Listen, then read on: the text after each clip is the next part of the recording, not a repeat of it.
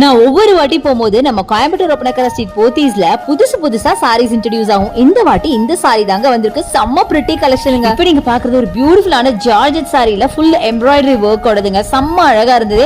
இதோட ஹைலைட் என்னன்னு கேட்டீங்கன்னா எல்லா சாரிக்கும் ஒரே மாதிரி பிளவுஸா கொடுத்திருக்காங்க.